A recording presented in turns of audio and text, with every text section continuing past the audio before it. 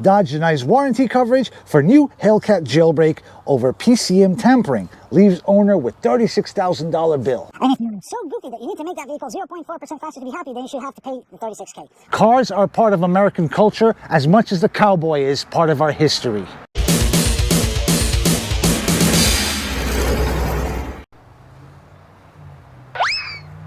Welcome to Rip Roaring Garage. I'm Alex, and we're going to be talking a little bit about the denied warranty claim with the Dodge Challenger Jailbreak. Most of you guys already saw the Racer X video, and I've been aware of this for about 2 weeks now. Unfortunately, I just wasn't able to get it done fast enough.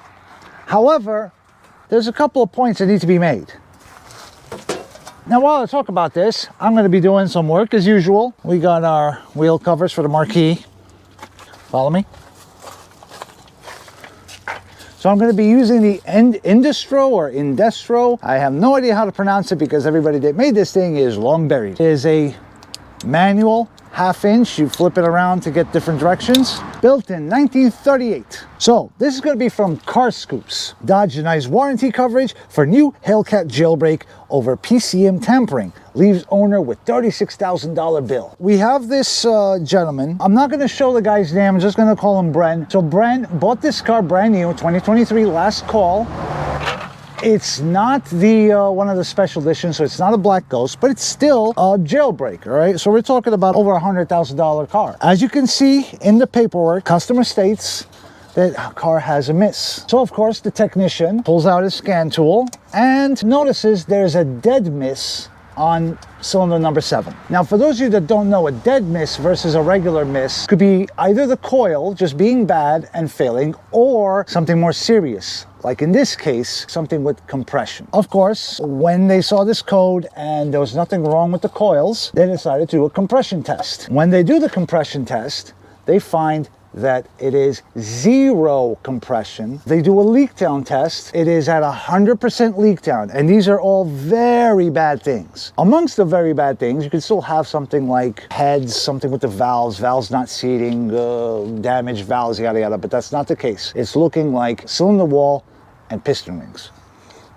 As a little side note, I love these little wheel covers. If you ever have these kinds of wheels, do not remove the plastic things, leave them in the hubcap. Wheel cover. They finally perfect the technology for wheel covers to not fall on you. That's when rims become the norm and everybody does that. Engine ends up being blown. If you see the Facebook post, because that's where this story originates, Dodge initially was going to do the repair, the dealership, but it gets kicked up to corporate. Corporate denies it. Bren here believes it's due to a mid-muffler delete, and initially Carscoops ran the story as mid-muffler delete voids warranty. Now, a lot of people have this mistaken idea that if you touch anything to a car, modify it, that's it, warranty is out. Even if you do modify your car, you're still covered under the warranty. The Moss-Magnuson Act specifically points out that a manufacturer that offers a warranty must prove without a doubt that your modification caused the damage.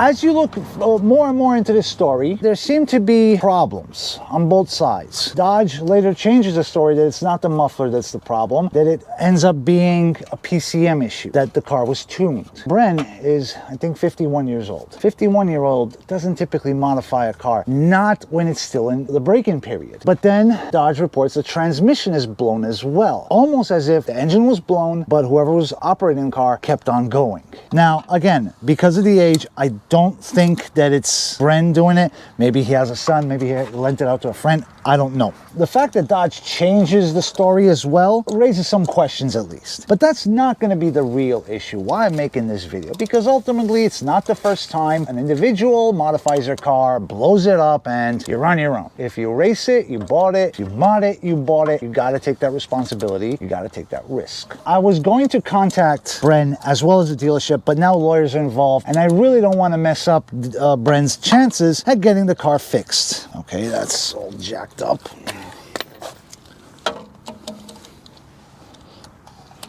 And the reality is, he's not subscribed to Rip Roaring Garage, but it's still a story that warrants discussion. Brent's hands are in the way, but you can make out almost a little bit about the PCM and what they found, right? Because they sent it to engineering. That's your biggest red flag. However, what I find disappointing, we're talking about a site called Carscoops. You would think that this is like a site where one would assume the basic reader is a car enthusiast.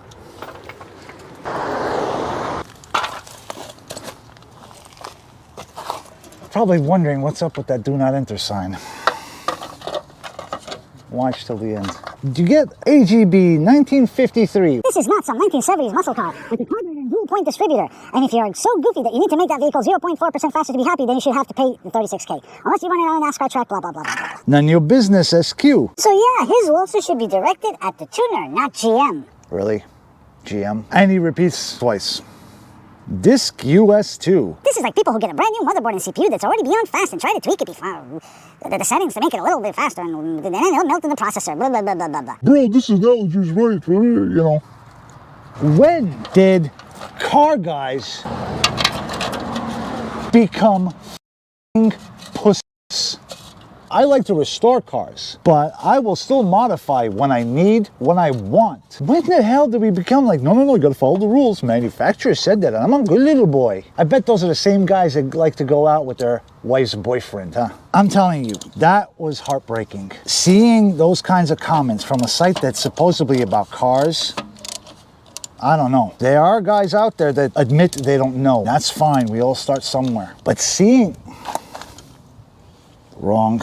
Pro tip, if you have wheel covers, put the crappiest one you got on the front passenger side. That's the side that typically gets beat up the most. And if you're really hardcore, you'll also go out and buy a set that is nice and brand new whenever the car gets old enough to where it's a classic. See, you don't want to do that. Yeah, this one's a little busted. Oh, you want more?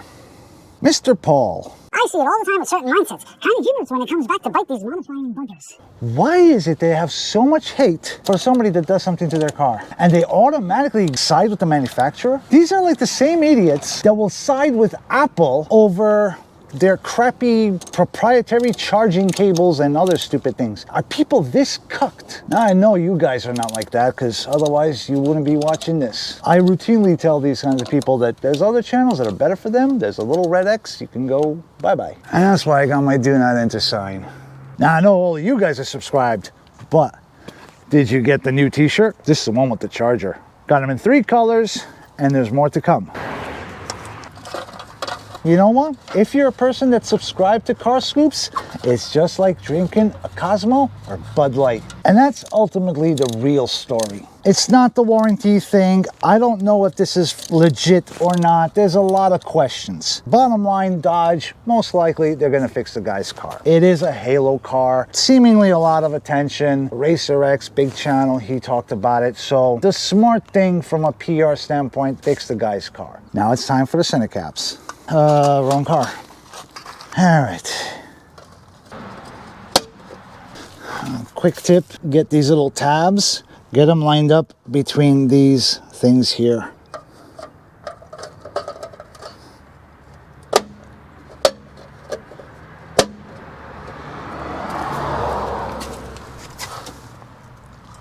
Jija. We are definitely in a muscle car war, a culture war. We need to speak up, and that's why subscribing, going on Subscribestar, running this channel, pretty much as a car payment. But with your help, thanks Don, and thanks Paul for your t-shirt purchase, but we can do this. We're gonna start streaming soon, calling up politicians. We're gonna be asking them the tough questions. Cars are part of American culture as much as the cowboy is part of our history. You can't just deny it and ignore it. So that's my call to action from you. Subscribe, watch the videos, comment, and do what you can so your voice is heard, so you're not the one ignored while wimps and losers dictate what kind of car you can drive and what you can do with it. I'm Alex, this is Rip Roaring Garage, where oil is thicker than blood. Hand me a like, and I hope you had a rip-roaring weekend. I promise I will wash it. We have pterodactyls here in New York. Do not laugh at my phone. Nice warranty coverage for new Hellcat. Hellcat.